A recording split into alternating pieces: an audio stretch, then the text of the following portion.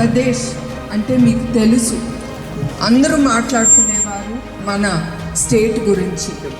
ఇప్పుడు కూడా మాట్లాడుకుంటున్నారు. దేని గురించి చెప్పండి?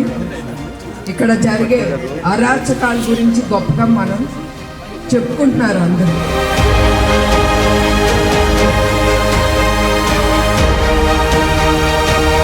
ప్రతి ఒక్క కార్యకర్త గుర్తుంచుకోవాలి, మనందరం చెయ్యి కలిపి మన పార్టీని ముందుకు తీసుకెళ్ళాలి.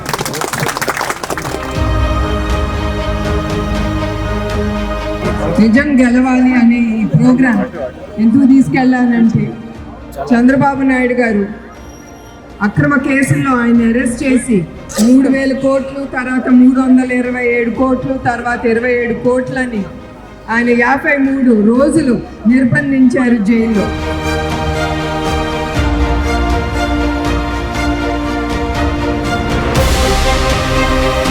ఇప్పుడు నేను ఇంత ధైర్యంగా ముందుకు వస్తున్నానంటే మీరందరూ తెలుగుదేశం బిడ్డలు నన్ను చూసుకుంటారని ఆ ధైర్యంతో